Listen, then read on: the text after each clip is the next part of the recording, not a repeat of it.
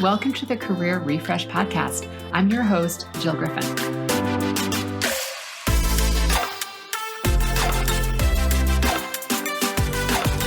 I'm a former media and marketing executive turned career strategist and executive coach. I spent my career working my way up and through the ranks of global organizations and startups, and today I show others how to do the same. Join me each week as we discuss the strategies and actionable steps to leverage your strengths, increase your confidence, and develop your career well-being. Ready? Let's do it.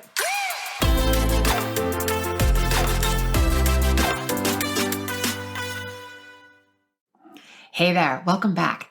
So this is part 2 in the team dynamics discussion.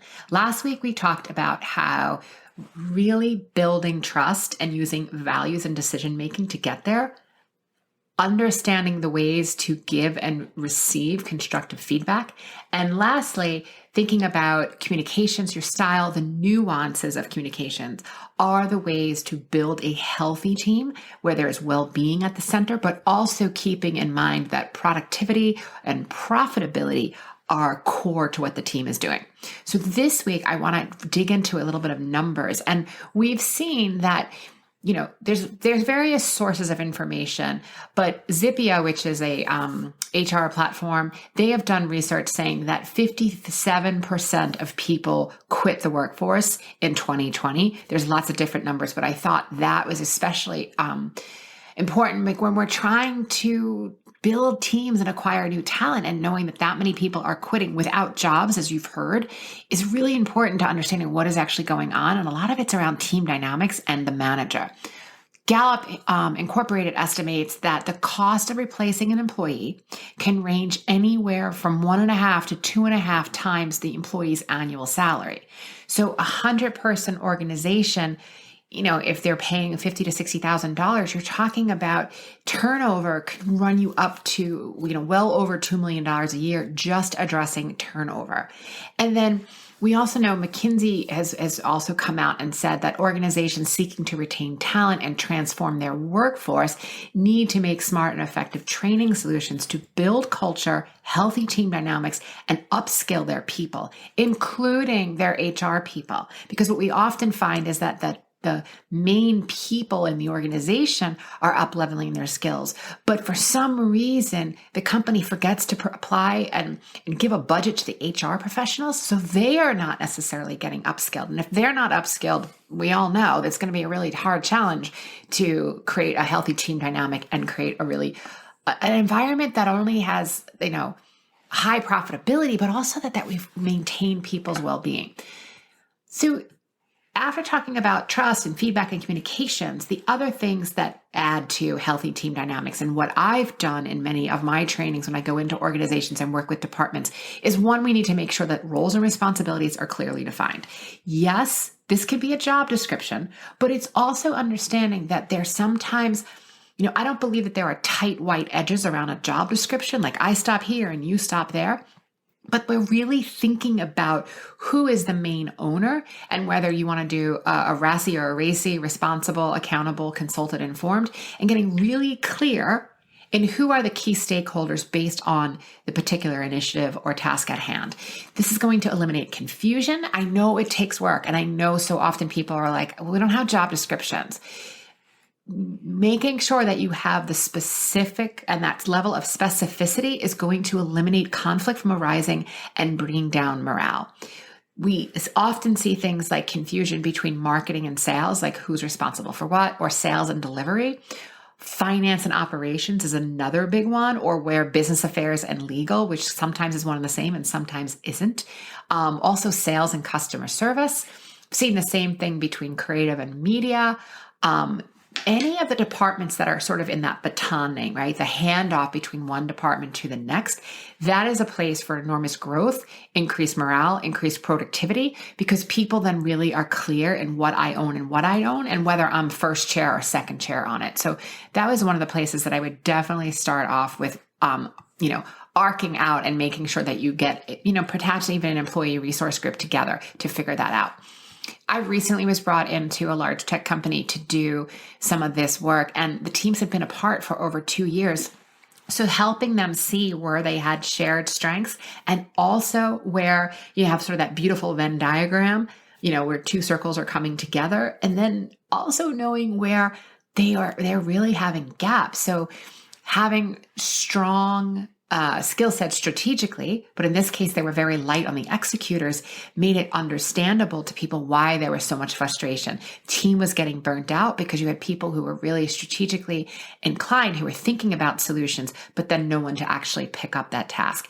And this is one of the reasons why, I'm a Gallup certified strengths coach, among other various coaching certifications.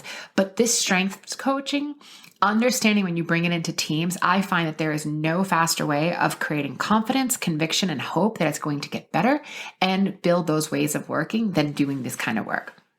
The next area that I see as being so vital and is often overlooked is making sure that there's an engaged leadership team. A good leader fosters a positive environment, making sure that communication, trust, respect, that it's all really well maintained. And they're also setting the goals and they're outlining the steps that the people that are reporting to them and adjacent to them need to achieve.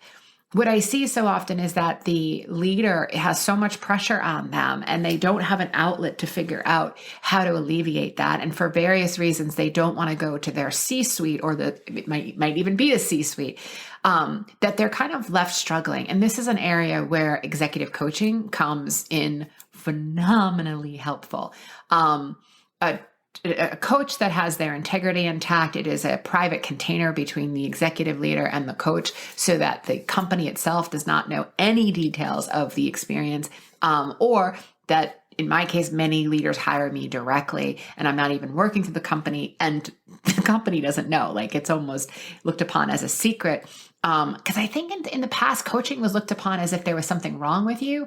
And I really think in recent years that has changed, and that coaching is about how you level up and how you get to that higher level performance. I mean, if we look at top athletes, they all have coaches to get them both on the mindset and the physiology side, that they're working anatomy, physiology, and mindset to have that high level coach. So, coaching has been some of the most phenomenal growth that I've had personally. And I see the same thing within my clients. So making sure that that leader is engaged, and also making sure that that leader isn't burnt out so that they're checking out. So often when they're so burnt out, they're just like, I can't handle it. I'm just going to focus on this one or two things. And that's another place where coaching and, leadership and HR needs to be playing a role in understanding talent mapping and how the distribution of work is flowing so that we're not burning any one particular person out. The next area that I'm really seeing is in collective goals from a team dynamics and team management standpoint, that when we're working towards one large goal and then individuals are clear in how their individual contribution ladders up or layers into that overall project success is vital. It's vital for your own sense of purpose on the project. It's vital for knowing, when to raise your hand and when, we're not afraid to pitch in and help out other teams if they need help. But it's knowing, like, when is your job a job well done, and when can you pick up another task, or when can you actually call it a day? The other thing that I see around goals, and it's really important in the first team concept, is the idea that we look at teams horizontally and not just vertically. So your peers that oversee or do similar job titles in other departments is really looking at as a first team, especially as your leadership team. So the head of sales, the head of finance, the head of legal, the head of marketing, the head of tech, that's the first team. They are working together as a team. And yeah, they have people reporting into them, but they need to make sure that that first team is solid and sure, because that's going to trickle down to the teams that report into them. The OKR, the objective and key result, knowing what the objective is and knowing how we're going to measure it is also really helpful in morale and team dynamics. And that goal clarity also leads to reward clarity. So if I know I hit the goal, what is the reward? The reward could be bonus or commission potentially. It could also be other things that I'm seeing around employee engagement and what the team may or the individual may achieve or win as a result of their achievement.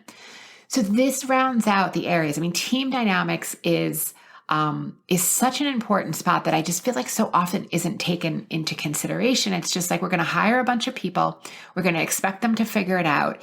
And sometimes they really do need an outside facilitator to help them get there. So building successful teams is completely possible. And when we improve decision making, we make sure that we have value and cultural alignment, it becomes much easier. So that's what I have for you this week. I would love to know what you're doing around building teams and team dynamics. And of course, if you want to talk about this, I'll put my information in the show notes. I do workshops, both virtually, on demand, and in person. And I would love to get in there with your organization and help you. I want to help you. All right, friends, I appreciate you so much, and I'll see you next time. Bye.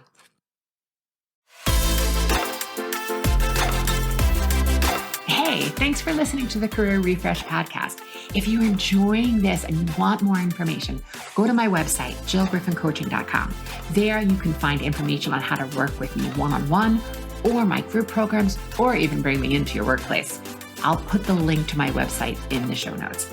But hey, listen, before you go, do me a favor, rate and review this podcast, because it definitely helps me get the word out to people everywhere so that they can also thrive in the workplace. All right, friends, I appreciate you. I'll see you soon.